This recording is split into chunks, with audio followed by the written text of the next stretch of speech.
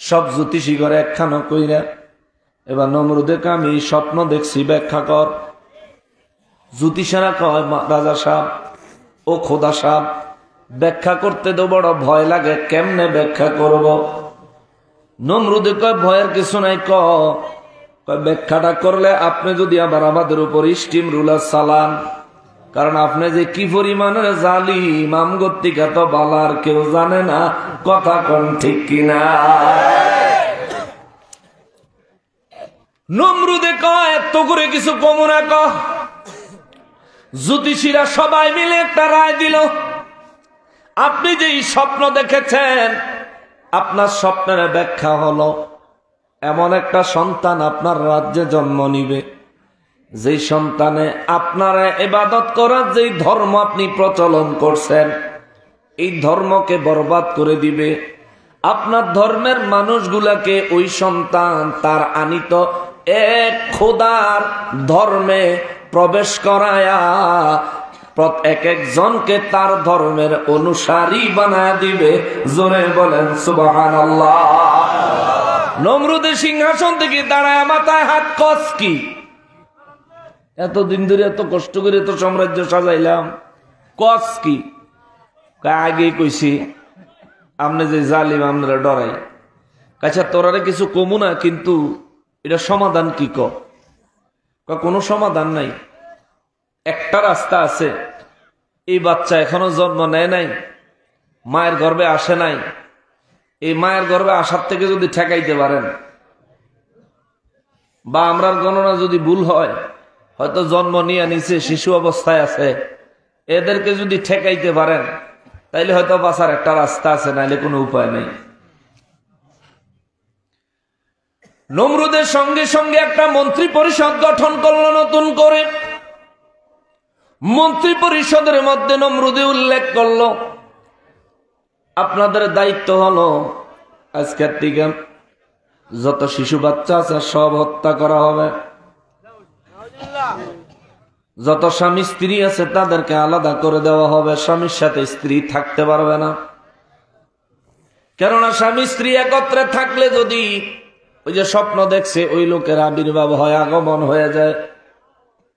দেখেন আল্লাহর নবী, আল্লাহর রসুল আল্লাহ পাঠাবেন, তারা আসার আগে বেঈমানের অবস্থা খারাপ, কথা কোন ঠিক কিনা?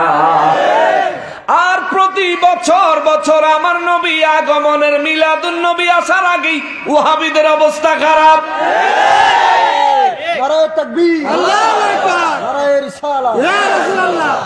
আমি যে উচিত কথা কই জানেন তো, আমি উচিত কথা কমই। দেখেন না নমরুদের লোকে কি মিল। হ্যাঁ মুসলমানেরা রে, আমার প্যারা নবীর উম্মতেরা রে, কথা কইেন। নমরুদে মন্ত্রী পরিষদ গঠন করে দিল। মন্ত্রী পরিষদ গঠিত হওয়ার পরে এবার নমরুদ আরামে বয়ে রয়েছে। বেগুনা মাসুম শিশু বাচ্চাগুলো মায়ের কোল থেকে কেড়ে নিয়ে নিয়ে জবাই করে দিল, হত্যা করা আরম্ভ হয়ে গেল। মাসুম বাচ্চাগুলো হত্যা করে, গর্ভবতী মহিলাদেরকে ধরে এনে এনে হত্যা করে। চলছে এভাবে স্টিম রুলার। স্বামীর সাথে স্ত্রীর দেখা নাই, স্ত্রীর সাথে স্বামীর দেখা নাই, স্বামীও আলাদা বিবিও আলাদা, চলতেছে তো চলতেছে। ইব্রাহিম নবীর আম্মা জানের বয়স ছিল কম, বয়স কম হওয়ার কারণে তিনি অত্যন্ত সুন্দরী ছিলেন। ইব্রাহিম নবী ইন দা মেন টাইম আল্লাহ যারা দুনিয়ায় পাঠাইব তার কি কেউ ঠেকাইতে পারে? পারে? এই নমরুদের আগে ফেরাউনে বহু চেষ্টা করছে মুসা নবীর আগমন ঠেকাইতো, কিন্তু পারছে না। নমরুদও চেষ্টা করতেছে, কিন্তু মহান রব্বুল আলামিনের ইচ্ছা হলো ইব্রাহিম নবীকে পাঠাবেন, যার কারণে আমার আল্লাহ ইব্রাহিম নবীকে তার মায়ের গর্ভে দিলেন। এই দিক দিয়ে নমরুদের বাহিনী প্রতিদিন মহিলাদেরকে, প্রত্যেক বাড়িতে ঢুকে ঢুকে মহিলাদেরকে চেক করে যে হেগো বাচ্চা পেটে আছে, গর্ভে ধারণ করছে, এমন কিছু বোঝা যায় কিনা চেক করে। হঠাৎ করে ইব্রাহিম নবীর আম্মা জানকে ধরে আনলেন, চেক করা আরম্ভ করলেন। আল্লাহর কি মহা কুদরত রে! ইব্রাহিম নবী তার মায়ের গর্ভে থাকা সত্ত্বেও নমরুদের গোটা মন্ত্রী পরিষদ, সেনাবাহিনী, যত ধরনের বাহিনী আছে, কেউ ইব্রাহিম নবী তার মায়ের গর্ভে এই বিষয়টা বুঝতে পারে না। জোরে কন্যা সুবহানাল্লাহ। হেফাজত করেছেন কে? আরো জোরে বলেন কে? ওই রব্বুল ইজ্জাত এখনো আছেন না নাই? জোরে বলেন আছেন না নাই? তিনি যদি ইচ্ছা করেন ফিলিস্তিনিদেরকে হেফাজত করতে পারেন কি পারেন না? আমরা দোয়া করি, মালিক ফিলিস্তিনের মুসলমানদেরকে বিজয় দান করে দেন, ইহুদিদেরকে চিরতরে শেষ করে দেন। মুসলিম উম্মাত শিশু বেগুনা মাসুম বাচ্চাগুলার খাতিরে গোটা বিশ্বে দ্বীনে ইসলামের পতাকা উড়ানোর তৌফিক আমাদেরকে দান করে দেন। জোরে কোন আমিন। হযরতে ইব্রাহিম নবীর আম্মা জানকে চেক করে ছেড়ে দিলেন, চলে গেলেন। ইব্রাহিম নবী মায়ের গর্ভে আস্তে আস্তে বড় হইতে লাগলো। অনেক দিন গেছে, নমরুদে জ্যোতিষী করে ডাকছে, ডাক্কা আবার বসছে, বৈশা ফয়সালা করার জন্য বসছে। জ্যোতিষীরা খবর কি? ওই বাচ্চা মারা গেছে নি। জ্যোতিষীরা মহারাজ কিছুক্ষণ সময় দেন। বেটা মহারাজ কইস না, খোদা ক খোদা কয় জি খোদা সাহেব কিছুক্ষণ সময় দেন। কিছুক্ষণ সময় নিয়ে জ্যোতিষীরা সব মাথা একত্রিত হয়ে বলল, এটা দুঃসংবাদ আছে। কই কি? যে সন্তানের ভয়ে এত শিশু সন্তান হত্যা করলেন, গর্ভবতী এত মহিলাগুলারে হত্যা করলেন। দুঃখের বিষয় হলেও সত্য, ওই সন্তান তার মায়ের গর্ভে এসে গেছে। জোরে কোন সুবহানাল্লাহ। জ্যোতিষীদের কাছে খবর দেয় ইবলিস শয়তানে, জ্যোতিষীদের কানে খবর দেয় ইবলিস শয়তানে। সেই খবর জ্যোতিষীরা নমরুদের জানায়। নমরুদ কয় কস কি রে? সারা দেশে চিরুনি তল্লাশি চালাইছে, কোন মহিলার গর্ভে সন্তান আছে। বাহিনীর সবাই কয় একটারও চাকরি থাকতো না যদি খুঁজা না পাস। সবাই খুঁজতে খুঁজতে হয়রান পেরেশান। ইব্রাহিম নবীর আব্বা জান বুঝতে পারলেন, যদি এবার আমার বিবি সাহেবা ধরা খায় তাইলে প্রাণ যাবে, বাচ্চাও যাবে। শহরের বাহিরে একটু দূরে যায় একটা নির্জন জায়গায়, একটু উঁচু জায়গায় একটা গর্ত করলেন। গর্ত করে গর্তের মুখটা পাথর দিয়া ঢেকে রাখলেন। ইব্রাহিম নবীর আব্বা জান এই গর্ত শেষ করে বাড়িতে এসে তার আম্মা জানকে বললেন, অমুক জায়গায় একটা গর্ত করে রাখছি গো, যখন তোমার বেশি খারাপ লাগবে আমি বলবো, আমি ইশারা দিব, তুমি ওদিকে চলে যাইবা, ওই গর্তের ভিতরে চলে যাইবা। ইব্রাহিম নবীর আম্মা জান ইব্রাহিম নবীকে প্রসব করার যখন সময় হয়েছে, তিনি চলে গেছেন ওই গুহার ভিতরে, যে গর্তটা তারা ইব্রাহিম নবীর আব্বা জান করেছিলেন। গর্তের ভিতরে চলে গেলে ইব্রাহিম নবীর আম্মা জান একা। ইব্রাহিম নবীর আম্মা জানের গর্ভ মোবারক থেকে ইব্রাহিম নবীর আগমন হলো। কোনো ডাক্তার লাগে নাই, নার্স লাগে নাই, সিজার লাগে নাই, কোনো দাইমা লাগে নাই। ইব্রাহিম নবীর সহি সালামতে প্রসব করাইছেন কে? আরো জোরে বলেন কে? ওই ইব্রাহিম আলাইহিস সালামের আগমন হলো গুহার ভিতরে, গর্তের ভিতরে। ইব্রাহিম নবীর আম্মা জান ইব্রাহিম নবীর কিছুক্ষণ বুকের দুধ খাওয়ায়া তাড়াতাড়ি সেখান থেকে বাড়িতে চলে আসলেন। কারণ সেনাবাহিনীর বেদ্যবেরা সকালে একবার বিকালে একবার মহিলাদের বাড়িতে ডুইকা ডুইকা চেক করে, চেক দেয়। ইব্রাহিম নবীর আম্মা জান গর্ত থেকে বের হয়ে বাড়িতে চলে আসলেন, গর্তের মুখ আটকাইয়া দিছে। এইভাবে কয়েকদিন যায় আয়সা দেখা করে, যায় আয়সা বাচ্চারা দুধ পান করায়। হঠাৎ করে ওই নমরুদে আবার তার রাজসভা মন্ত্রিসভার মধ্যে আবার জ্যোতিষীদেরকে একত্রিত করে কয়, বলো বাচ্চার খবর কি?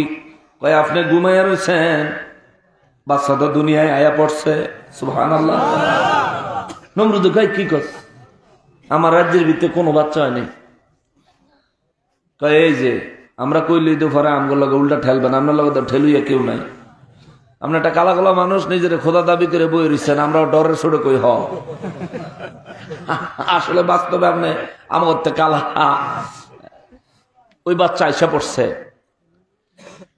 নমরুদের স্টিম রুলার আরো বাড়লো, মানুষের বাড়িতে বাড়িতে তালাশ করা শুরু করলো। প্রত্যেক মানুষের বাড়ির সামনে তার দুষ্ট সেনাবাহিনীর দল পাহারা দাঁড়ায় গেল। কোন বাড়ির থেকে যদি বাচ্চার কান্না আসে তাহলে বুঝবো এই বাড়িতে বাচ্চা হইছে, কিন্তু বাচ্চা কি বাড়িতে আছে? কার হেফাজতে? কার হেফাজতে? কার হেফাজতে? এমন ভাবে পাহারা দিতে লাগলো। ইব্রাহিম নবীর আম্মাজান কয়েকবার চেষ্টা করছে ইব্রাহিম নবীরে দুধ পান করাইতে যাবে, কিন্তু সুযোগ পায় না, বেয়াদবদের জন্য বের হতে পারে না। ইব্রাহিম নবীর আম্মাজান কান্না শুরু করে দিলেন, চোখের পানি ছাড়া আরম্ভ করে দিলেন। ইব্রাহিম নবীর আব্বা কয়, বিবি রে কান্দিস না রে, বিবি কান্দিস না, চোখের পানি ছাড়তে যদি দেখে তারা তোরে ধইরা নিয়ে যাইব, নির্যাতন চালাইব, আক্রমণ চালাইব, অনেক কষ্ট দিব, অতঃপর আমাদের কলিজার টুকরা সংবাদ তোর জবান থেকে বের করব, বাহির কইরা পরে আমার কলিজার টুকরারে শেষ করে দিবে, বিবিরে কান্দিস না। মায়ের মন কি মানে? বুক ফেড়ে চিৎকার আসে, আওয়াজ করতে পারে না, বালিশের সাথে মুখ ঠেকায়া বুক ফাটা চিৎকার দেয় আর দোয়া করে, মালিক বেগুনা মাসুম বাচ্চাটা, এই বাচ্চাটারে যদি দুধ পান করাইতে না পারি বাচ্চাটা কেমনে বাঁচবে? ইব্রাহিম নবীর আম্মা জান যায় নামাজে সেজদায় পড়ে কয়, আল্লাহ সন্তানের মা যদিও আমি, সন্তানের মালিক তো আপনি, সন্তান তো আমার না, আমি হলাম তার মা, আমি তারে সৃষ্টি করি নাই রে মালিক, আপনি তাকে সৃষ্টি করেছেন, আমি মা হিসাবে তার জন্য আমার অন্তরে যতটুকু মায়া, আপনি খালিক সৃষ্টিকর্তা হিসাবে তার জন্য আপনার অন্তরের মায়াটারও বেশি। ও আমার আল্লাহ, আপনি আমার কলিজার টুকরাকে রক্ষা করেন। মা যদি দোয়া করে কবুল করে কে? আল্লাহ। জোরে কর আল্লাহ, আরো জোরে কর আল্লাহ। এ যুবক ভাইরা রে, ও যুবক ভাইরা, যাদের মা আছে তাদেরকে বলি, জীবনে যদি বড় ধরনের কোন মুসিবতে পড়ো, বড় ধরনের কোন বিপদে যদি পড়ো, অথবা বড় ধরনের কোন কাজ করার সিদ্ধান্ত যদি নাও, তোমার মায়ের কাছে যায়, মায়ের কাছে আগে কইও, মার কাছে দোয়া চাইও। তোমার মা যদি তোমার জন্য দোয়া করে রে, তোমার মুসিবত যদি গোটা দুনিয়ার সমান হয়, মায়ের দোয়ার কারণে তোমার হেফাজত করবে কে? হে মুসলমান, ইব্রাহিম নবীর আম্মা জান কান্না করতেছেন, ওদিকে ইব্রাহিম নবীর আব্বাও কান্দে, কিন্তু মুখ লুকায়া লুকায়া কান্দে, কারণ বিবি এমনি কান্দতেছে, আবার স্বামীও যদি কান্দে, একজন আর একজনের চেহারায় যদি কান্না অবস্থায় নজর পড়ে, তাহলে কেউ আর নিজের সংবরণ করতে পারবে না, জোরে চিৎকার চলে আসবে। এই জন্য ইব্রাহিম নবীর আব্বা জান বিভিন্ন জায়গায় মুখ লুকায় লুকায় কান্দে, ইব্রাহিম নবীর আম্মাও কান্দে। তারা দুজনে আল্লাহর কাছে দোয়া করছে, আল্লাহ সন্তানের বাবা আমি, সন্তানের মা আমি, ইয়া রাব্বাল আলামিন, আমি সন্তানের সৃষ্টিকর্তা না, মালিক না, সন্তান আপনার দিয়েছেন আপনি, এই সন্তানের সৃষ্টিকর্তা আপনি, আপনি তারা রক্ষা করেন। এইভাবে বলে তারা বাড়িতে প্রতিদিন কান্দে। একদিন, 2 দিন, 3 দিন, দীর্ঘদিন চলে গেছে। ইব্রাহিম নবীর দেখতে যাইতে পারে না, কিন্তু দুধের শিশু গর্তের ভিতরে। কয়েকদিন পরে ইব্রাহিম নবীর মায়ের আর মন মানে না, কিসের বাধা কিসের বিপত্তি, জোর করে বের হয়ে গেছেন। কিন্তু আল্লাহর কুদরত, ইব্রাহিম নবীর মা যখন নমরুদের সেনাবাহিনীর সামনে দিয়ে বাইর হয়ে যায়, নমরুদের সেনাবাহিনীরা এদিক সেদিক তাকায়, আল্লাহর কুদরতে ইব্রাহিম নবীর মাকে দেখে না। রব্বুল ইজ্জত তাদের চোখে পর্দা দিয়ে দিলেন। ইব্রাহিম নবীর আম্মা জান বের হয়ে গেলেন, চিৎকার দিতে দিতে পাগলিনীর মতো দৌড়ায়া গর্তের মুখে যায়া মুখ থেকে পাথরটা সরায়া দেখে ইব্রাহিম নবী একটা মুস্কি হাসি দিছে, মুখের ভিতরে একটা আঙ্গুল আর মুস্কি হাসি দিছে, বুঝাইতেছে আম্মা গো এতদিন পরে নিয়ে আইসো। ইব্রাহিম নবীর আম্মা লাফ দিয়া গর্তের ভিতরে পড়ে, ইব্রাহিম নবীর কোলের মধ্যে নিয়ে বুকের সাথে জড়ায় রাখছে। ইব্রাহিম নবীর আম্মা তার মুখের দিকে তাকায় দেখেন, মুখের দিকে দাঁত, এই দাঁতের মাড়ির আশেপাশে এখনো দুধ লেগে রয়েছে, সুবহানাল্লাহ, দুধ লেগে রয়েছে। হাতের আঙ্গুলির দিকে তাকায় দেখে রে ইব্রাহিম নবীর হাতের শাহাদাত আঙ্গুল দিয়া দুধ প্রবাহিত হয়। ইব্রাহিম নবী আল্লাহু আকবার, আরে রিসালাত, আহলে সুন্নাত ওয়াল জামাত। ইব্রাহিম নবীর আম্মা জান সঙ্গে সঙ্গে সিজদায় পড়ে গেলেন, মালিক আপনি যদি কাউরে রক্ষা করেন তারে কেউ মারতে পারে না, আপনি যদি কাউরে ধ্বংস করেন কেউ তারে রক্ষা করতে পারে না। কথা বলেন ঠিক কিনা? এই যে এতক্ষণ কথাগুলো শুনলেন, ইব্রাহিম নবীর আম্মা জান দোয়া করে কার কাছে? তাহলে তারা কি ইমানদার না বেঈমান? জোরে কয় না, আরো জোরে কয় না। আমাদের দেশে অনেকে বলেন ইব্রাহিম নবীর আব্বা তিনি ছিলেন আজর, মূর্তির কারিগর। নাউজুবিল্লাহ করেন না, এটা অনেকে বলে, এটা এলেমের অভাব, তার জ্ঞানের অভাব। ইব্রাহিম নবীর আব্বা জানের নাম আজর নয়, আজর হলো ইব্রাহিম নবীর চাচা। কুরআনুল কারীমে ইব্রাহিম নবীর চাচার নামের আগে আল্লাহ বলছেন লি আবিহি আজর, আবিহি। এই আবিহি দিয়া আমাদের দেশে অনেক ওলামায়ে কেরাম অর্থ করছে আবিহি মানে হইল বাপ, কিন্তু দুঃখের বিষয় হলো আরবিতে বাবারেও আবি কয়, চাচারেও আবি কয়, একই শব্দ অর্থ কয়টা? কতখানি? একই শব্দ অর্থ কয়টা? দুইটা। বাবার ক্ষেত্রেও আবি, চাচার ক্ষেত্রেও আবি।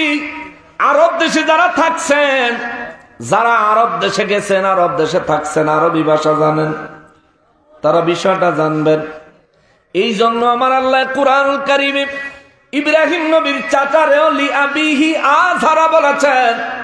ইব্রাহিম নবীর আব্বাজান নয়, শুধু আদম নবী থেকে শুরু করে আমার নূর নবী রহমাতুল লিল আলামিন পর্যন্ত যত নবী যত রাসূল আল্লাহ জমিনে পাঠাইছেন, আমার নবী বলেন কোন নবী কোন রাসূল, কোন নবী কোন রাসূলের মা বাবা কখনোই কোন শিরকি কাজ করে নাই, মূর্তির পূজা করে নাই। সবাই ছিলেন তাওহীদে বিশ্বাসী ঈমানদার। জোরে কোন সুবহানাল্লাহ। অথচ দুঃখের ব্যাপার হলেও সত্য, আমাদের দেশের ফটকা মৌলবী সাহেবরা কয় আমার নবীর আম্মা জান আব্বা জান বলে জাহান্নামী। আরে ফাদান দমায় কয় গিরি, আমার নবীর আম্মা জান আব্বা জান জাহান্নামী কেন? তারা বলে ইমানদার ছিল না। আচ্ছা আব্দুল্লাহ কি কাফেরের নাম? কথা কয় না। কাফেরের নাম কি আব্দুল্লাহ হয়? কাফেরের নাম কি আমেনা হয়? নবীর আম্মা আব্বা জানের নাম হচ্ছে আব্দুল্লাহ, আল্লাহর বান্দা। নবীর আম্মা জানের নাম হচ্ছে আমেনা, ইমানদার। হ্যাঁ, নামের ভিতরেই তো বোঝা যায় তারা ইমানদার ছিলেন। মিল্লাতে ইব্রাহিমের উপরে তারা ইমানদার ছিলেন, ইমানদার ছিলেন। কথা বলেন ঠিক কিনা? তাদের বিরুদ্ধে ফতুয়া আর ফতুয়া, মানে নবীর আব্বা আম্মায় ব্যস্ত যাইতো না, আর এই ফকিন্নের ভূতের বাপ মায় ব্যস্ত যাইব। দেড় ফয়নি তোর বেল আছে রে। যারু ছিল আল্লাহ কুল কায়নাত সৃষ্টি করেছে, যারা না বানাইলে আল্লাহ কিছুই বানাইতেন না। আমার ওই নবীর আব্বা আম্মা জাহান্নামে যাইবো, হ্যাঁ, আর তোর বাপের আর মারে তুই রব্বির হামহুমা কামা রব্বায়ানি সগীরা কইয়া ব্যস্ত পাঠাই দিবি। তোর মুখের রব্বির হামহুমার থেকে আমার নবীর জবানের রব্বির হামহুমার দাম কোটি কোটি গুণে বেশি। ঠিক কিনা বলেন? তোমার রব্বির রব্বির হামহুমায় যদি তোমার মা বাবাকে আল্লাহ জান্নাতের ফয়সালা করতে পারে, আমার নবীর রব্বির হামহুমায় আমার নবীর আম্মা জান আব্বা জানকে অবশ্যই জান্নাতি করবে, ঠিক কিনা বলেন? শুধু এখানেই শেষ না, আমার নবী আল্লাহর কাছে অনুমতি চাইছে, আল্লাহ আমার মাকে বাবাকে আমি এই পুনরায় মুসলমান বানাইতাম। আল্লাহ রাব্বুল ইজ্জাত আমার নবীকে পারমিশন দিলেন।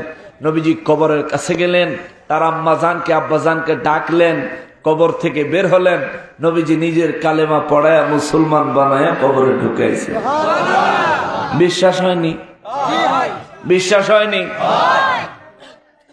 গাউসে পাকের কথা শুনেন, নবী তো অনেক পরের কথা, অনেক বড় বিষয়। গাউসে পাকের কথা শুনেন, একজন মুসলমান আর একজন ইহুদি খ্রিস্টান, দুইজনে মিল্লা ধর্ম নিয়ে তর্ক লাগছে। খ্রিস্টানে কয় আমাদের ধর্মই ঠিক। কয় কেমনে? কয় বেটা আমার নবী সবচেয়ে বড় নবী। মুসলমানে কয় কেমনে? কয় আমার নবী ঈসা আলাইহিস সালাম মরা মানুষের কবরতে ডাক দিলে কুম্বি ইজনিল্লাহ বললে কবর থেকে মরা মানুষ জিন্দা হয়ে যাইতো এবং তারা জীবিত হয়ে চলাফেরা করতে পারত।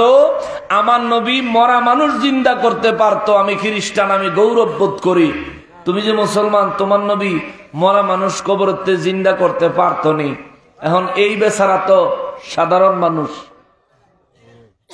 আমাদের দেশে দেখবেন ওয়াহাবিরা দোহানের চা খাইতে গেলে, রিক্সায় উঠলে, সিএনজিতে উঠলে, বাসে উঠলে, রাস্তায় হাঁটতেছেন, খেত ইরি লাগাইতেছেন, মরিচ লাগাইতেছেন, সেই সময় গিয়া দেখবেন হাতে আপনার হতুয়া দিব, আছে না? হাতের হতুয়া বাজে। এইসব জায়গা ছাড়া কোনো আলেমের সামনে চলে না। হ্যাঁ গিয়াই করবো মিলাদ বেদাত, মিলাদ নবী বেদাত, এটা বেদাত, হে বেদাত। হে ফকিন্নির ভূতে নিজে যে মাথার তেন পা পর্যন্ত বেদাত, এই খবর নাই। ও নিজেও তো আল্লাহ রসুল এবং সাহাবায়ে কেরামের জামানায় ছিল না, ঠিক কিনা বলে? ও একের একটা জীবন্ত বেদাত,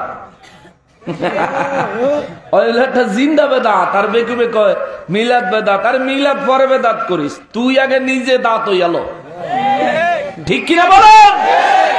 আগে তুমি নিজে দাঁত হও। মুসলমানের আরে আমার পেয়ারা নবীর উম্মতের আরে গৌসে পাক আব্দুল কাদের জিলানী রাদিয়াল্লাহু তাআলা আনহু এমন সময় ওই রাস্তা দিয়ে যাচ্ছিলেন, সুবহানাল্লাহ। তিনি একটু খেয়াল করলেন, মুসলমানের তো ঠেল্লা ফালাই দিতে আছে, আমার নবী মরা মানুষ জিন্দা করছে, তোমার নবী পারছেনি। এই বেচারা তো সাধারণ মানুষ, বলতে পারেন না। গৌসে পাক আব্দুল কাদের জিলানী রাদিয়াল্লাহু তাআলা আনহু যায় হাজির হইয়া কয়, ভাই আপনাদের একটা আলোচনা শুনলাম, বড় ভালো লাগছে। গুরুত্বপূর্ণ আলোচনা। কি আলোচনা? কয় আমি খ্রিস্টান। মাশাআল্লাহ, ভালো তো। কয় আমার নবী মরা মানুষ জিন্দা করতো, এই লোক মুসলমান। এই লোক কয় আমার নবীর থেকে তার নবী বলে বড়, আমার নবীর থেকে তার নবী বলে শ্রেষ্ঠ, আমার নবীর থেকে তার নবীর ধর্ম নাকি শ্রেষ্ঠ, আমার নবীর থেকে তার নবীর চরিত্র মোবারক নাকি উত্তম, আমার নবীর থেকে তার নবীর মজেজা নাকি বেশি। কিন্তু আমার নবী মৃত মানুষ জিন্দা করত। আমি জিজ্ঞেস করার পরে লোকটা জবাব দিতে পারে না। তাইলে বোঝা গেল এই লোকের নবী মরা মানুষ জিন্দা করতে পারে নাই, যার কারণে আমার নবী ঈসা নবী শ্রেষ্ঠ। গাউসে পাক কয় ভাই এই লোক জবাব দিতে পারে নাই। না, কয় আমিও একজন মুসলমান। জোরে কর না সুবহানাল্লাহ। আমিও একজন মুসলমান। তুমি আমারে বলো কোন কবরের থেকে মরা মানুষ জিন্দা করণ লাগবো? আমি যদি পারি তাইলে আমার নবীও পারে। জোরে কর না সুবহানাল্লাহ। গাউসে পাক কয় তোমার নবী পারত, তুমি পারোনি। কয় না, কয় আমার নবীও পারতেন, আমিও পারি। সুবহানাল্লাহ কর না। কয় আপনি পারেন? হ আমি পারি। তাহলে এবার বলো তোমার আর আমার মধ্যে কে শ্রেষ্ঠ? পরে কমো, আগে প্রমাণ দেখান। খ্রিস্টানকে আগে প্রমাণ দেখান। গাউসে পাক বলেন ঠিক আছে, বলো কোন কবরের থেকে উঠাইতে হবে? গাউসে পাকের কথা শুন না খ্রিস্টানে কয় এমন এক কবর দেখাই দিব, এমন এক কবর দেখাই দিব, খালি এন কবর আসিল এই খবর ভাইবা, কিন্তু কবর যে কোনো এই খবর ভাইবা না। 400 বছরের পুরানা এক কবর দেখে এই যে কবর, এই কবরের ভিতরে পারলে এই মরা মানুষটাকে জিন্দা করে দেখাও, যদি দেখাইতে পারো কি হইব? তুমি যা কইবা তা হইব। যা কইবা তা হওয়া দরকার নাই, তুমি শুধু ইসলাম কবুল করবা, আমার নবীকে তোমার নবী হিসেবে কবুল করবা, আল্লাহ পাকের তাওহীদ আমার নবীর রিসালাতকে মেনে নিবা, আর কোনো দাবি নাই। জোরে কর সুবহানাল্লাহ। তুমি যদি জিন্দা করতে পারো ইনশাআল্লাহ করব। এখন গৌসে পাক তিনি বললেন, তোমার নবী ডাক দিত কুম বিইজনিল্লাহ, আল্লাহর অনুমতি ক্রমে তুমি কবর থেকে উঠো। আমি গৌসে পাক এই পুরা শব্দ কম লাগতো না, বিইজনিল্লাহ আমার অন্তরে রাখলাম, কুম বললাম, পুরা ওয়ার্ড পুরা লাইন বললাম না, পুরা সেন্টেন্স বললাম না, বিইজনিল্লাহ অন্তরে রাখলাম, জবান দিয়া বললেন কুম। বলতে দেরি 400 বছরের পুরানো কবর থেকে মানুষ উঠে দাঁড়ায় গেছে। সুবহানাল্লাহ, আল্লাহু আকবার।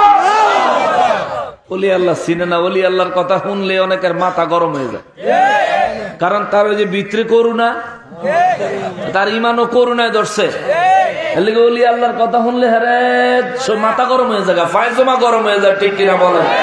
বেকুবের দল, ওলি আল্লাহরা যদি এদেশে ইসলাম নিয়ে না আসতো, তাহলে তুই ওইলে ব্রাহ্মণ হইতি, আর নাইলে অন্য কোন ধর্মের মূর্তি পূজক হইতি, তোর নসিবে ইসলাম মিলতো না, ঠিক কিনা বলে? ইসলাম নিয়ে আইসে ওলি আল্লাহরা।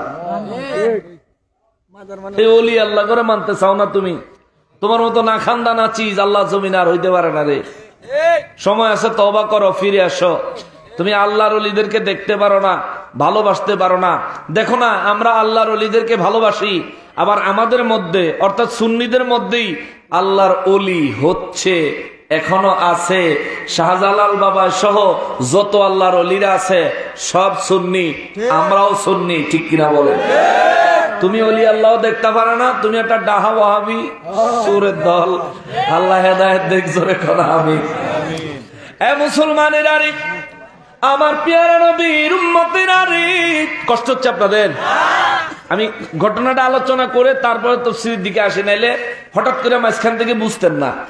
কিচ্ছু লারা দিস না তোরা, কি পাশার নিচে কি অ্যাটম বোমা আছে? বারবার লড়কে। আমার পেয়ারা নবীর উম্মতেরা রে, নূর নবী রাহমাতুল লিল আলামিন সাহাবায়ে কেরামের সামনে ওয়াজ করতেছেন। ইব্রাহিম আলাইহিস সালাম শিশু নবী, মা কোলে নিলেন, তার আঙ্গুলের দিকে তাকায় দেখেন দুধ বাহির হয়, দুধ, দুধ বাহির হয়, দুধ। গাউসে পাকের কথা বলতেছিলাম, গাউসে পাকের কথায় যখন নাকি ওই মানুষটা দাঁড়ায় গেলেন, দাঁড়ায় যাওয়ার পরে গাউসে পাক ওই মানুষটারে বললেন, আপনার কবরে কি অবস্থা? ওই অবস্থা বেশি ভালো না। কবরের অবস্থা বেশি খারাপ। বলে কেন? দুনিয়ায় আমি ইমান আনি নাই, ইমানদার ছিলাম না, যার কারণে কবরে আযাবের কোনো অভাব নাই। গাউসে পাক তারে বলে, আপনি এখনই আমার নবীর উপর কালেমা পড়েন, লা ইলাহা ইল্লাল্লাহ মুহাম্মাদুর রাসূলুল্লাহ সাল্লাল্লাহু আলাইহি ওয়াসাল্লাম। ওই খ্রিস্টান লোকটা বলেন, আমি তাকে দেখলাম এই মানুষটার গায়ে জান্নাতি একটা পোশাক হয়ে গেল। এই মানুষটা মুস্কি হাসি দিয়া দিল। গাউসে পাক বললেন, আপনি চলে যান। জোরে কোন সুবহানাল্লাহ। বলতে দেরি হলো, চলে গেল। খ্রিস্টানে দেখা কয়, ও গাউসে পাক, আপনারা দেখে বুঝতে পারছি যে নবীর উম্মতের পাওয়ার এত, ওই নবীর পাওয়ার জানি কত। আমারে এখনই কালেমা পড়ায়া মুসলমান বানায়া দে। গাউসে পাকের মৃত মানুষ জিন্দা করা দেখে খ্রিস্টান মুসলমান হইয়া গেল। আমার নবী তার আম্মা জানকে, আব্বা জানকে কবর থেকে উঠায়া কালেমা পড়ায়া ইমানদার বানায়া কবরে পাঠাইলো। এই খবর জানার পরেও যারা মানল না, তারা নসিব ওই খ্রিস্টানের থেকেও খারাপ। আর কেমনে কইতাম? এ মুসলমান, আমার পেয়ারা নবীর উম্মতেরা রে, ইব্রাহিম নবীর আম্মা জান আঙ্গুলে নজর দিয়া দেখে দুধ আসে, সেজদায় পড়ে গেলেন। বুঝাইতে চাইলাম, ইব্রাহিম নবীর আম্মা ইমানদার, ইব্রাহিম নবীর আব্বাজান ইমানদার। তার আব্বাজানের নাম ছিল তারু। তারু, তার চাচার নাম ছিল আজার। চাচায় ছিল মূর্তি কারিগর, মূর্তি বানাইতো আবার মূর্তি বিক্রি করতো, এটা ছিল তার পেশা, এটাই করত। ইব্রাহিম নবী আস্তে আস্তে গর্তের মধ্যে বড় হইতে লাগলো। ইব্রাহিম নবী যখন কথা কইতে শিখলো, একদিন তার আম্মা জানবে, কয় আম্মা গো একটা কথা জানতে বড় মনে চায়। ইব্রাহিম নবীরে তার আম্মা কয় কি জানতে চাও? কয় আম্মা আমার রবকে, আমার প্রতিপালনকারী কে? ইব্রাহিম নবীর আম্মা কয় আমি।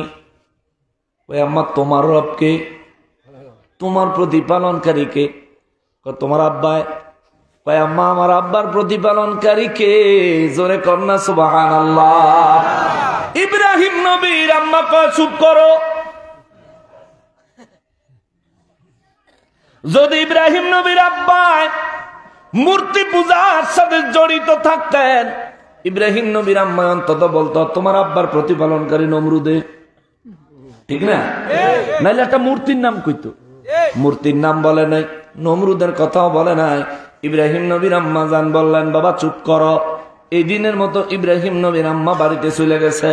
তার বাবারা যায় কয় একটা খবর শুনছেন নি? কয় কি? কয় নমরুদে যেই বাচ্চা হত্যা করার জন্য লক্ষ লক্ষ বাচ্চা হত্যা করছে, আজকে আপনার সন্তানের কথা শুনে আমি বুঝতে পারছি ওই সন্তান আপনার সন্তান ইব্রাহিম। ইব্রাহিম নবী আব্বা মুহের মধ্যে সাইপা ধরে জুত কর, আওয়াজ করিস না, বাইরে খারাই দিস, শয়তানের দল। একাধারে ইব্রাহিম নবীকে শিশু অবস্থায় হত্যা করার জন্য মুফাসসিরিনে কেরাম লেখে 7 বছর পর্যন্ত স্টিম রুলার চলছে। আবার আরেক বর্ণনায় লেখছে 13 বছর পর্যন্ত স্টিম রুলার চলছে। আরেক বর্ণনায় লেখছে 17 বছর পর্যন্ত স্টিম রুলার নমরুদে চালাইছে। ইব্রাহিম নবীরে তালাশ করছে, খুঁজছে। আল্লাহ ইব্রাহিম নবীর ওই গুহার ভিতরে বড় করছে কেমন জানেন?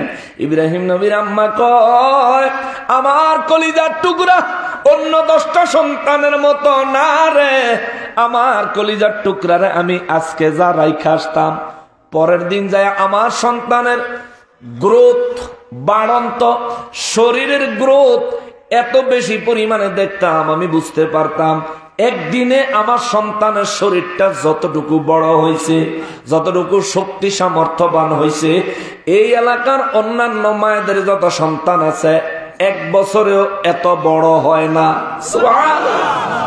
একদিনে এত বড় হয়ে যাইতেন। ইব্রাহিম নবীর আম্মা জান কয় যে নমরুদে যে সন্তান খুঁজতাছে এটা তো আপনার সন্তান।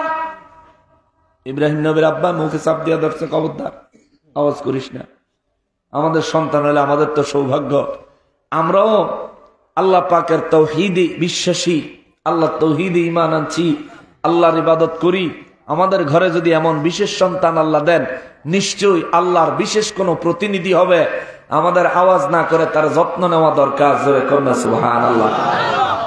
তবে ইব্রাহিম নবীর আম্মা কয় তবে, ইব্রাহিম নবীর আব্বা কয় তবে আবার কিতা? তবে কি?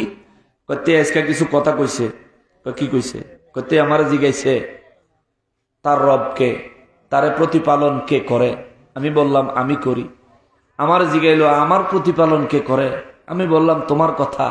সে জিগাইলো তোমার প্রতিপালন কে করে? আমি তো আর জবাব না দিয়া চইলাইছি। ইব্রাহিম নবীর আব্বা যান কয় চিন্তা করিও না, কালকে আমিও যাব। তার মা বাবা 2 জন গুহার মধ্যে গেলেন। যাওয়ার পরে ইব্রাহিম আলাইহিস সালাম বলেন, ইব্রাহিম আলাইহিস সালাম তার বাবারে দেখা কয় বাবা আম্মারে কালকে একটা কথা জিজ্ঞাসি, কয় নাই, আজকে আপনারে জিজ্ঞাসা করবো, দয়া করে বলবেন। ইব্রাহিম নবীর আব্বা জান কয় বাবা কি বলো? কয় আব্বা গো আমার আম্মা বলছে আমার লালন পালনকারী আমার আম্মায়, আমার আম্মার লালন পালনকারী আপনি, আমি একটু জানতে চাই আপনার লালন পালনকারী কে? ইব্রাহিম নবীর আব্বা ডাইরেক্ট রব্বুল ইজ্জাতের কথা না বলে তিনি বললেন এই এলাকায় যত মানুষ আছে ম্যাক্সিমাম মানুষ কয় হ্যাঁ করে লালন পালন বেলা করে মূর্তি, আবার ম্যাক্সিমাম মানুষে কয় সবাইরে নাকি লালন পালন করেনেওয়ালা খোদা হইল নমরুদে। ইব্রাহিম নবী কয় আব্বা আপনি কি কন? এইসবের সাথে আমার কোনো সম্পর্ক নাই রে বাবা। ইব্রাহিম নবী কয় আব্বা তাইলে বলেন আপনার রবকে। ইব্রাহিম নবীর আব্বা কয় বাবা রে আমি তোমারে বলবো না, সময় হলে তুমি নিজেই বুঝবা। জোরে কন্যা সুবহানাল্লাহ। কারণ গ্রামের ভাষায় একটা কথা আছে, আম গাছই আম ধরে, তাল গাছই তাল ধরে, আম গাছে কখনো তাল আসে না, ঠিক কিনা বলে?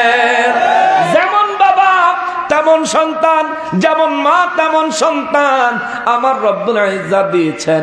ইব্রাহিম নবীর আব্বাজান চলে গেলেন, আমার রব্বুল ইজ্জাতের ইচ্ছা হলো ইব্রাহিম নবীকে হেদায়েত দিবেন। ইব্রাহিম নবীর হেদায়েতের ক্ষেত্রে এত বেশি পরীক্ষা আমার আল্লাহ ইব্রাহিম নবীর করছে, এত পরীক্ষা আর কাউরে আমার আল্লাহ করেন নাই। ইব্রাহিম নবীর জীবনের পরীক্ষার তালাশ খবরগুলি যদি তালাশ করা হয় তাইলে পাওয়া যাবে ইব্রাহিম নবীর আমার আল্লাহ 193টা পরীক্ষা করছে। জোরে কর। ইব্রাহিম নবীর এই ঘটনাগুলো আমার নূর নবী রাহমাতুল লিল আলামিন সাহাবায়ে কেরামের সামনে বলতেছেন। আল্লাহু আকবার। এই সূরার আগের আয়াতগুলো রব্বুল ইজ্জাত বলেছেন ইয়া রাসূলুল্লাহ আপনি বিশ্ববাসীকে বলে দেন, হুজুর স্মরণ করেন ওই দিনের কথা যেই দিন আমি রব্বুল আলামিন ইব্রাহিম নবীর গুহার ভিতর থেকে পাথরটা একটু সরায়া ফাঁকা দিয়া আসমানের তারকা দেখাইছি। সুবহানাল্লাহ। কি দেখছে? এই প্রথম দেখছে আসমানের তারকা, এর আগে দেখেনি। আসমানের তারকা দেখা পরের দিন যখন তার বাবা আবার তার সাথে দেখা করতে আসছে, তার আম্মাকে আর আব্বাকে কয় আম্মা গো আব্বা গো আপনারা কি মনে করেন এটা আমার রব? তার আম্মা আব্বা কিছু কয় না, বলে তুমি কি মনে করো? ইব্রাহিম নবী কয় আমি যদি মনে করি এটা আমার রব, সন্ধ্যা রাতে দেখছি উদিত হইছে, সারা রাত তাকায় ছিলাম, ফজরের সময় কিংবা ফজরের পর পর শেষ রাতের দিকে দেখছি এই তারকাটা ডুবে গেছে। যেটা উদিত হয় আবার ডুবে যায়, এটা কখনো আমার রব হতে পারে না। কারণ যিনি রব হবেন তিনি সব সময় স্টেবল থাকবেন। তিনি যদি আমার দিকে নজর দেন তিনি সব সময় আমার দিকে তাকায়া থাকবেন। যেটা উদিত হয় আবার ডুবে যায়, আমি ইব্রাহিমের ছোট্ট জ্ঞান থেকে আমি বুঝতে পারি এটারে পিছন থেকে কেউ না কেউ কন্ট্রোল করে। জোরে কন্যা সুবহানাল্লাহ। কারণ তার যদি নিজের পাওয়ার থাকতো তাইলে সে নিজেই উদিত হয়ে থাকতে পারত, কিন্তু সে তো থাকতে পারে না। সন্ধ্যা হলে উঠেন আবার সকাল হলে ডুবে যায়। ইব্রাহিম নবীর আব্বা কয় বাবা আপনি ঠিকই বলছেন, চলে গেছেন। পরের দিন আবার পাথরের ফাঁকা দিয়ে আসমানে তাকায় রয়েছে। আজকে সোজা না তাকায় একটু ঘুরে তাকাইছে, ঘুরে তাকায় চায় দেখে তারকার থেকেও বড় একটা জিনিস দেখা যায়, এটা হলো চাঁদ। সুবহানাল্লাহ। কি দেখা গেছে? চাঁদ দেখা গেছে। ইব্রাহিম নবী চাঁদ দেখে তিনি তার জায়গা থেকে সারা রাত তাকায় রইলেন। পরের দিন তার আব্বা আম্মারে বললেন আব্বা আম্মা গো আজকে একটা জিনিস দেখছি, এটা হলো চাঁদ, এটা কি আমার রব? ইব্রাহিম নবীর আব্বা কয় এই এলাকায় বহু মানুষ আছে তারকার পূজা করে, চাঁদের পূজা করে। ইব্রাহিম নবী বলেন আপনি কি বলেন? বলে আব্বা আপনিই বলেন। দেখবেন বাচ্চার সাথে বাপে কথা কইলে বাচ্চা জিজ্ঞাসা আব্বু এটা কি, আব্বু কার তুমি বলো এটা কি, বলে না। ইব্রাহিম নবীর আব্বা কয় আপনি বলেন এটা কি? ইব্রাহিম নবী কয় বাবা এটা আমার রব হতে পারে না, এটাও তারকার মতো সন্ধ্যায় উদিত হইছে সকালে ডুবে গেছে। যেটা ডুবে যায় এটা আমি পছন্দ করি না, এটা আমার রব হতে পারে না। ইব্রাহিম নবীর আব্বাজান আম্মাজান চলে গেলেন। পরের দিন বিকালে যখন আসলেন, পাহাড়ের গুহার মুখের পাথর সরায়া ইব্রাহিম নবী আসমানের সূর্যটা দেখা কয় আম্মা গো আব্বা গো আপনারা কি মনে করেন এটা আমার রব? এটা তো সবগুলির থেকে বড়, সূর্য তারকার থেকেও বড়, চাঁদের থেকেও বড়, আপনারা কি মনে করেন এটা আমার রব? ইব্রাহিম নবীর আম্মাজান আব্বাজান বলেন আমরা মনে করি না, কিন্তু এদিকের অনেক মানুষ এই সূর্যের পূজা করে। হিন্দুরা সূর্য পূজা করে, চাঁদের পূজা করে, তারার পূজা করে, আরো বিভিন্ন ধর্মের লোকেরা আছে তারা এগুলোর পূজা করে। ইব্রাহিম নবী তার আম্মাজান আব্বাজানকে বললেন এটা আমার রব হতে পারে না, সকাল হলে উদিত হয় সন্ধ্যা হলে ডুবে যায়, এটা আমার রব হতে পারে না। ইব্রাহিম আলাইহিস সালাম এই কথাগুলো বলার পরে কেউ বলে 7 বছর, কেউ বলে 13 বছর, কেউ বলে 17 বছর পার হলে গুহা থেকে বের হয়ে লোক সমাজে বের হয়ে গেলেন। লোক সমাজে বের হয়ে গেলে ওই তারকার পূজারীদেরকে দইরা জিজ্ঞাসা করে, এটা কি তোমাদের রব? তারা বলে, হ্যাঁ আমরা মনে করি এটা আমাদের রব। ইব্রাহিম নবী কয়, সকাল হলে ডুইবা যায়, এটা তোমাদের রব হয় কেমনে? চাঁদের পূজারীদেরকে একই কথা, সূর্যের পূজারীদেরকে একই কথা, মূর্তির পূজারীদেরকে দইরা দইরা কয়, এটা কি তোমাদের রব? কয় হ। এটা তোমাদের রব? কহ। এটার সামনে একরকম, পিছে আরেক রকম। কা সুবহানাল্লাহ। মূর্তির সামনে একরকম দেখতে মানুষের মতন, পিছন দিয়ে দেখলে মনে হয় খেরের বোঝা বাঁশ দিয়া ঠেলা দিয়ে তুই। ঠিক কিনা বলে? ইব্রাহিম নবী কয়, এটা সামনে দিয়া দেখতে তো একরকম, পিছনে আর একরকম, তোমাদের রব এমন কেন? এখন ইব্রাহিম নবীর খবরদার, চুপ চুপ, এগুলি আমাদের খোদা, এগুলোর ভয় করতে হইব। তুমি উল্টা উল্টা কথা কইলে তোমার অনেক ক্ষতি হইব, খবরদার। ইব্রাহিম আলাইহিস সালাম বলেন, আমি আমার ওই রব্বুল ইজ্জতের দিকে আমার চেহারা ঘুরাইলাম, এই মাত্র আয়াতে আইলাম, ইন্নী ওয়াজ্জাহতু ওয়াজহিয়া লিল্লাযী ফাতারাস সামাওয়াতি ওয়াল আরদা হানিফা ওয়া মা আনা মিনাল মুশরিকিন। আওয়াজ করে পড়েন সুবহানাল্লাহ। ইব্রাহিম নবী কয়, আমি আমার মুখমণ্ডল, আমার চেহারা, আমার অন্তরের তাকওয়া ওই রব্বুল ইজ্জতের দিকে মনোনিবেশ করলাম যে রব্বুল আলামিন ওই আসমান এই জমিন বানাইছেন উপমা বিহীন, নিখুঁত ভাবে। জোরে কোন সুবহানাল্লাহ। যে আল্লাহ আসমান বানাইছে, এই আসমানের কোন উদাহরণ আছে? এরকম আসমান আরেকটা কি কেউ বানাইতে পারছে? এই যে এত বড় পৃথিবী বানাইছে, এই পৃথিবীর মতো আরেকটা পৃথিবী কেউ বানাইতে পারছে?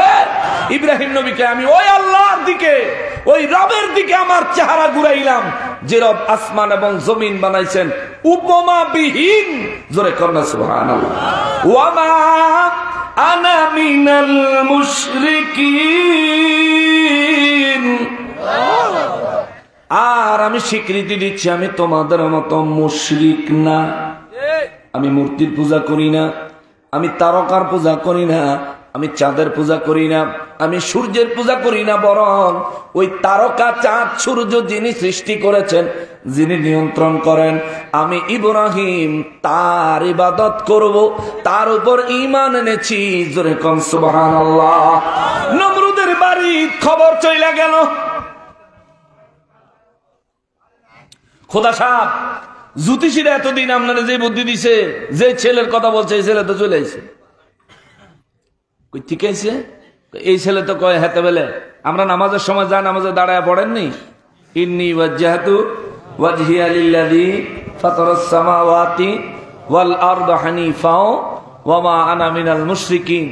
আমরা যা নামাজে দাঁড়ায় এটা পড়া, তারপরে নিয়ত পড়ি, তারপরে গিয়া আমরা নামাজের নিয়ত বাঁধি, নামাজ আরম্ভ করি।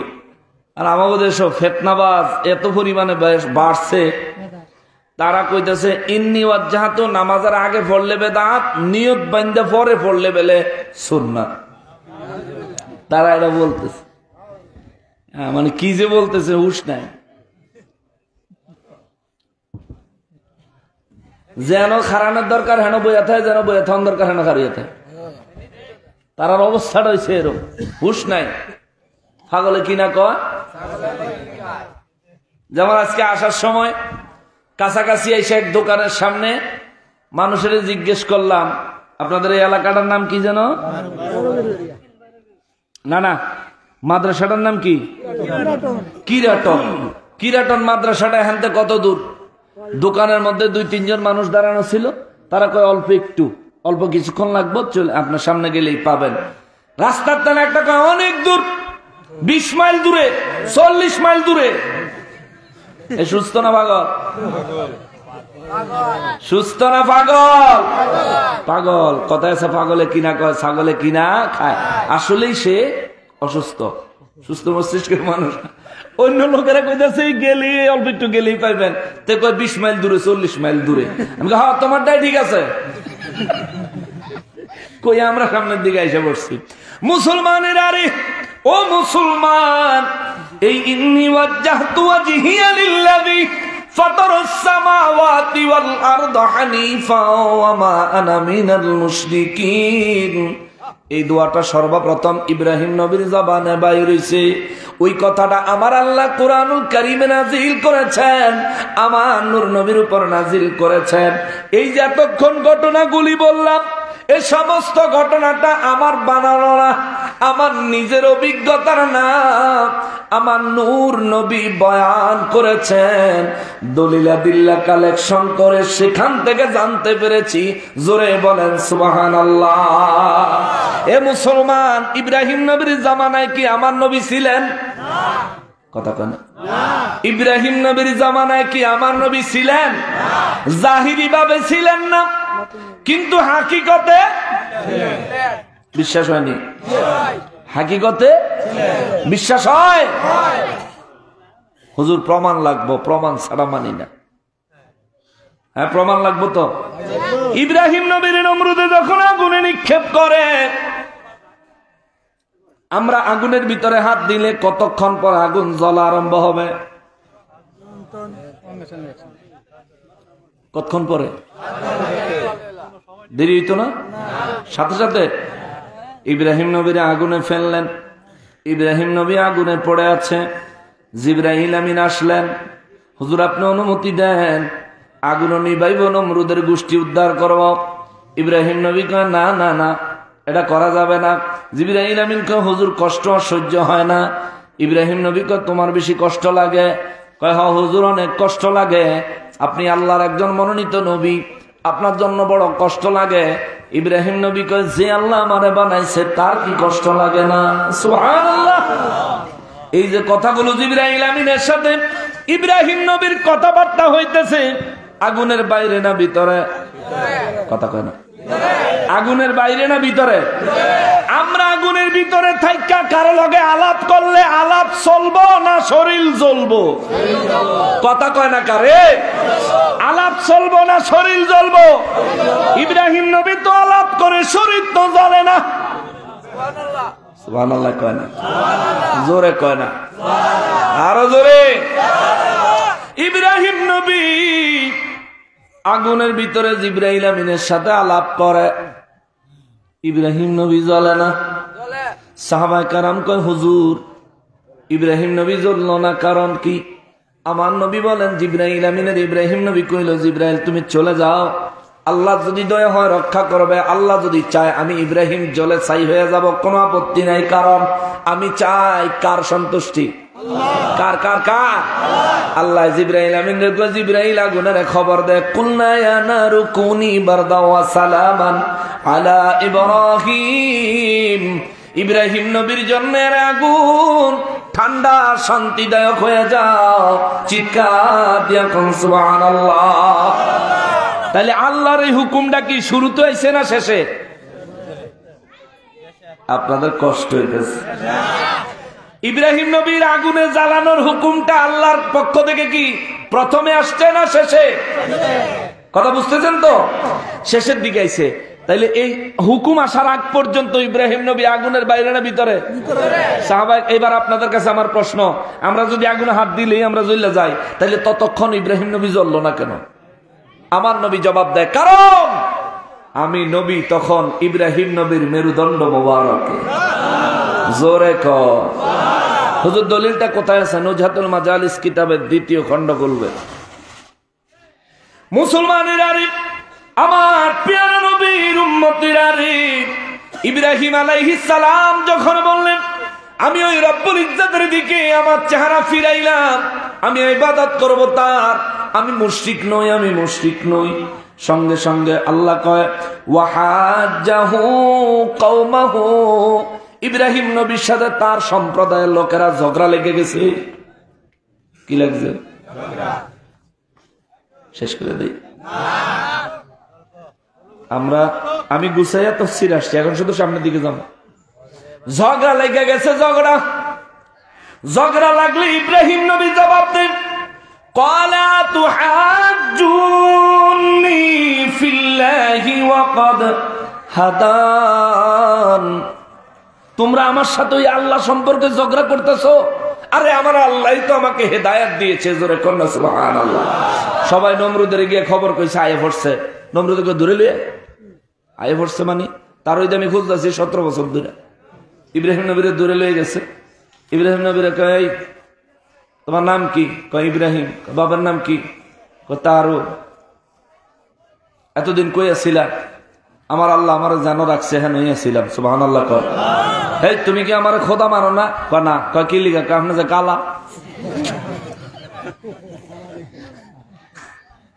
আপনি যে বেটা কালা হইলে খোদা হন যায় না? কালা হইলে কেমনে খোদা হন যাবে? আপনি খোদা মানে কি জানেন? যে নাকি আমাকে সৃষ্টি করছে তিনি আমার খোদা। আপনি কি আমার সৃষ্টি করছেন? আর আমার যদি আপনি সৃষ্টি করে থাকেন তাহলে আমিও তো সুন্দর, আপনিও তো কালাকা।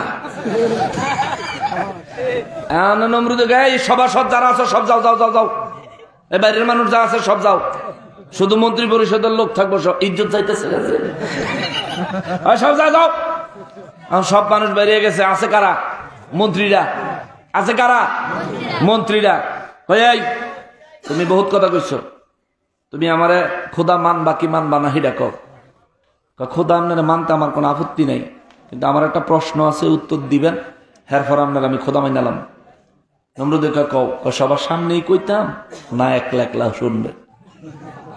নমরুদে চিন্তা করে ফইলা ছোট যে দুই কথা কইছে ইজ্জত দেনে মার্ডার করে লাইছে, এখন আবার কি জানি কইব রে মন্ত্রীকে সামনে ইজ্জতটা যাইব।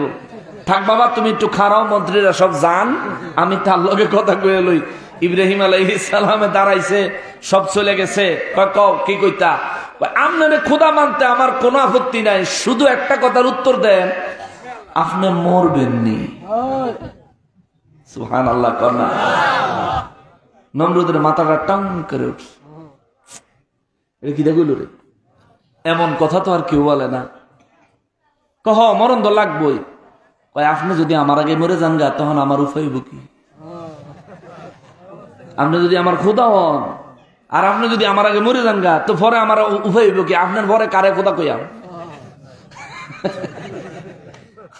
নমরুদে কয় আচ্ছা বাবা তুমি বাইর যাও গা, আমারে খোদা মানন লাগতো না, শুধু তোমার দুইটা ফাও ধরি। এই যে কথাটা আমারে কইছো, এই কথাটা কারো কাছে কইও না, কইলে আর আজকাল কেউ আমারে খোদা মানতো না। ইব্রাহিম আলাইহিস সালামের তার কওমের লোকেরা ঝগড়া আরম্ভ করলো। আল্লাহ কয় ওয়াহাজাহু কওমাহু, তার বংশের লোকেরা তার সাথে ঝগড়া আরম্ভ করলো। ক্বালা আতুহাজ্জুনি ফিল্লাহি ওয়া ক্বাদ হাদান। ইব্রাহিম নবী ডাইকা কয় তোমরা কি আমার সাথে ওই আল্লাহ সম্পর্কে ঝগড়া করতেছো যে আল্লাহ আমারে হেদায়েত দিয়ে ধন্য করেছে? জোরে বলেন সুবহানাল্লাহ। এরপরে ইব্রাহিম নবীর কাফের বেঈমানেরা কয় ইব্রাহিম বেশি বাইরো না। দেখবেন গ্রাম মুরব্বীরা অনেক সময় ফোলা ফান্ডে এই উল্টা ফতুয়া দেয় যখন নিজের বিরুদ্ধে যায়, বেশি বাইরো না বলে কিনা? ওই ইব্রাহিম নবীর জামানায় মুরব্বীরা কয় বেশি বাইরো না, এখনো সময় আছে, সাবধান হও, নাহলে এই যে মূর্তি দেখছো 13-14টা হাত রাইত হইলে কোবাই লাগবে। ইব্রাহিম নবী কেডা? ওরা আমারে কোবাইব, ওরা তো লড়তেই পারে না, ওরা লড়তেই পারে না। বিশ্বাস যদি না হয় আপনি ওর উপরে একটা আঘাত করে দেখেন, সে এটা ফিরাইতেও পারতো না, আবার আপনারা মারবো করতে। ইব্রাহিম বেশি বাইরো না, কিন্তু বেশি বাইরো না, ভয় করো। কি লিগা? যদি ভয় না করো তাহলে ওরা তোমার ক্ষতি করবে। এই কথাটা আল্লাহ কোরআন শরীফে কয় হুজুর আপনি মক্কাবাসীদেরকে, আপনার উম্মতদেরকে, বিশ্ববাসীদেরকে জানায়া দেন মূর্তির পূজা যারা করে। এই আপনাদের এলাকার আশেপাশে কি হিন্দু পাড়া আছে? হিন্দু পাড়া আছে? কেউ কয় আছে, কেউ কয় নাই। আচ্ছা দূরে আছে নাকি? দূরে এই পর্যন্ত মাইকের আওয়াজ যায়? আচ্ছা যদি যায় তো ভালো, না গেলেও আমরা ওই অনলাইনের মাধ্যমে তাদের কাছে পৌঁছাইব, ঠিক না? হিন্দু ভাইরা কিংবা অন্যান্য যত মূর্তি পূজক ভাইরা আছেন, আপনারা যে মূর্তির পূজা করেন, এই তো কয়দিন আগে দুর্গা পূজা গেল, দিন ভরা রাত ভরা কীর্তন কইরা ঢোল বাজাইয়া তার সামনে খাওন দিয়া ইবাদত কইরা তার কাছে কান্দা কাইটা সাহায্য টাহায্য চাইয়া এই পূজার শেষে তারা ফানির ভিতরে সুবর্ণা কেড়ে চুবাইলেন। খোদা তো খোদা, ওই এটা বলে বিসর্জন দিছে। ওই অষ্টগ্রাম জাউনের পথে ওই পাটনি ফেরিঘাটে, পাটনি ফেরিঘাটে দাঁড়াইছি, পরে দেখি মূর্তিরে হেতার মায়েরে বিসর্জন দেওয়ানের লেগিয়া ফানির মধ্যে হালাইয়া নৌকা যে লোক দিয়া বায় না, নৌকার লোক দিয়া ঝাঁতা দিয়া নিচে ধরে রাখছে।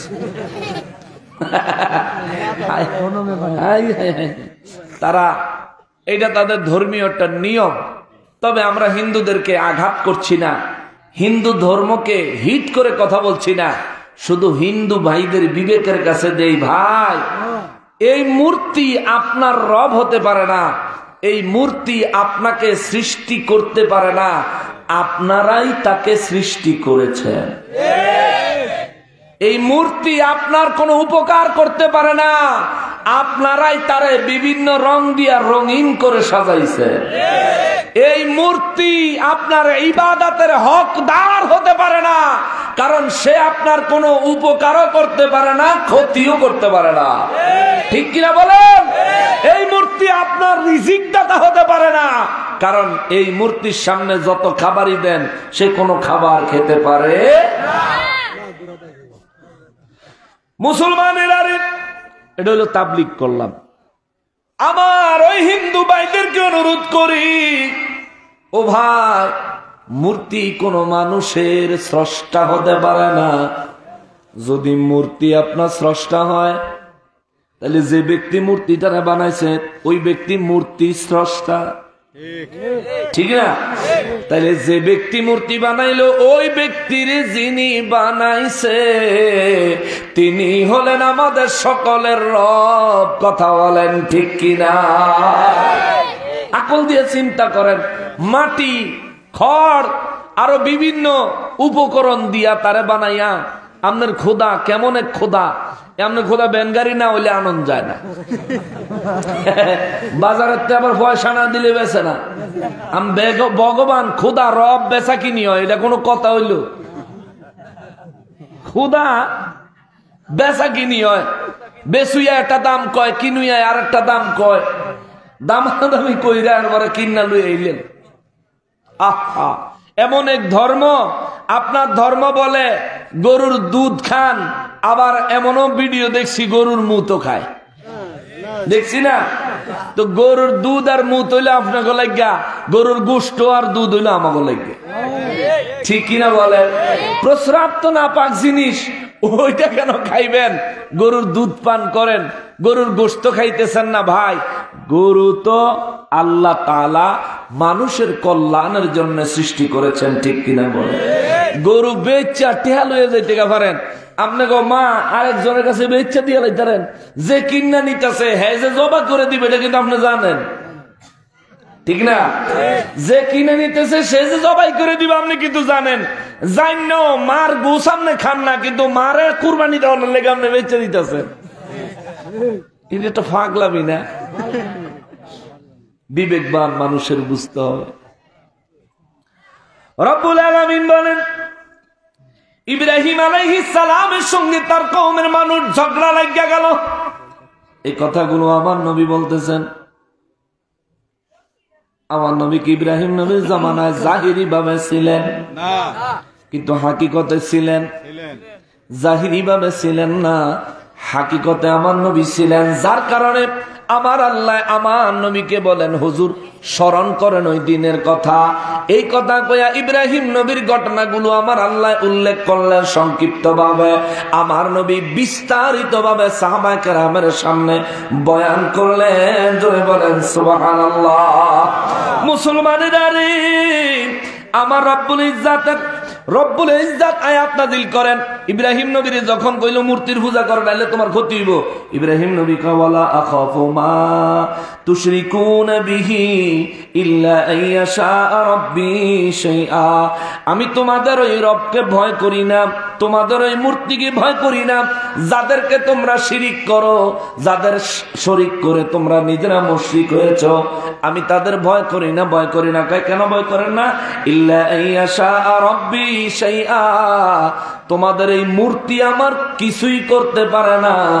যদি কিছু করতে পারে তিনি হলেন আমার রব। তার নাম কি? জোরে বলেন না কি?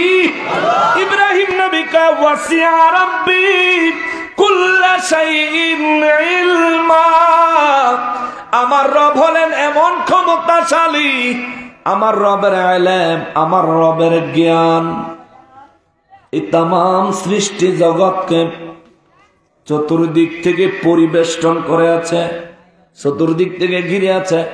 অর্থাৎ এই সৃষ্টি জগতে একটা পিঁপড়া যদি কোনো কিছু করে, আমার আল্লাহ জানে না, আল্লাহরে না জানায়া করা কোনো মতেই সম্ভব না।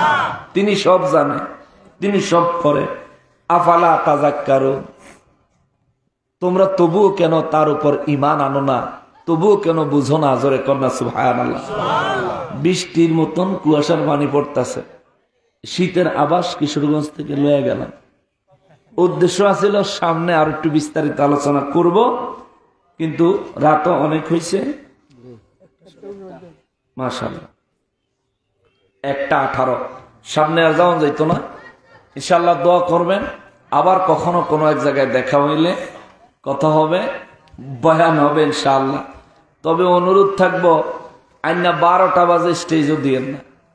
মাহফিলও আসলে সাথে সাথে একটা অন্যরকম এনার্জি থাকে আলোচনা।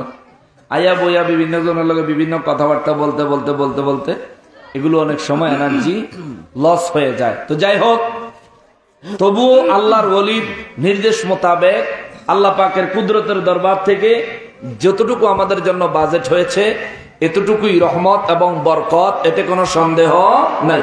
আসুন আমরা সবাই নবীকে দাঁড়ায় সালাম দেই। ইয়া নবী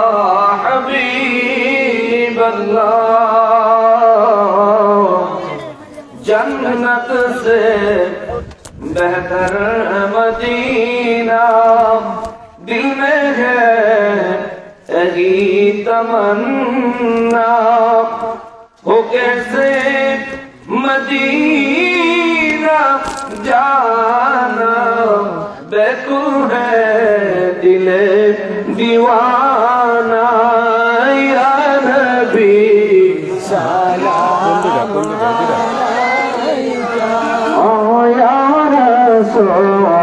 सलाम अलैका या हबीब सलाम अलैका सलावतुल्लाह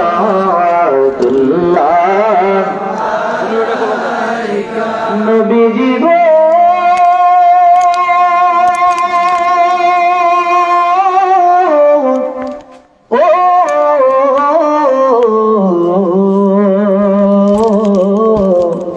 माया नबी जी हमरा